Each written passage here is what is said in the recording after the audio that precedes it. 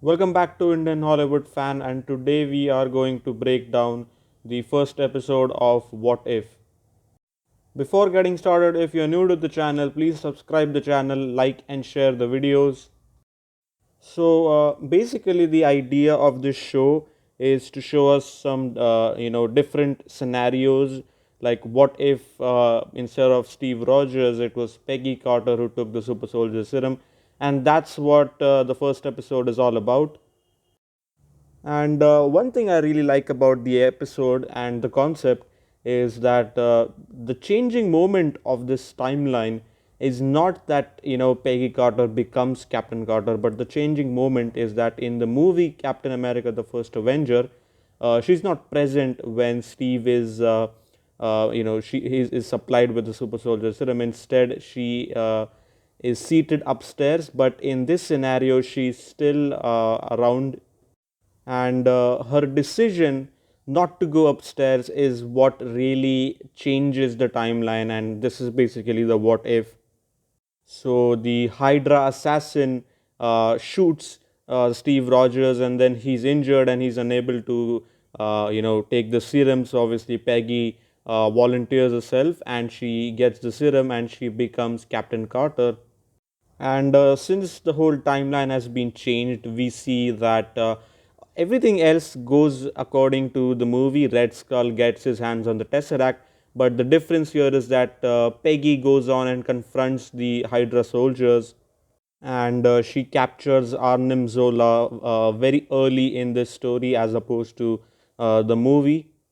And by doing so, she also gets her hands on the Tesseract. So obviously, this is a very big difference between this episode and the movie, because in the movie, Captain America never really gets his hands on the Tesseract.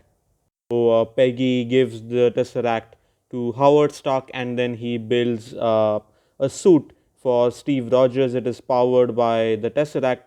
This is the same technology which Tony Stark will later use in the Iron Man movie, and instead of Tesseract, he uses the arc reactor as the power source for his suit.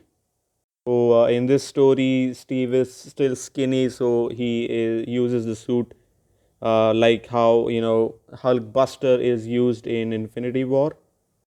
And obviously that train sequence in which in the movie Bucky is presumed dead as he falls from the cliff from the train, and then obviously we know that later on Hydra experiments on him and he becomes the Winter Soldier.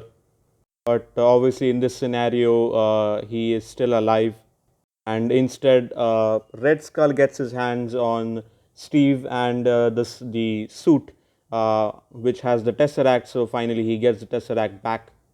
The ending is a bit weird because we see like a octopus monster out of some, I don't know, like some multi-dimensional thing from a portal, and then obviously Peggy tries to force it through the portal, and then in a way she kind of sacrifices herself, and obviously she then meets Nick Fury and Clint in the Avengers timeline. So thanks for watching. Don't forget to like, share, and subscribe.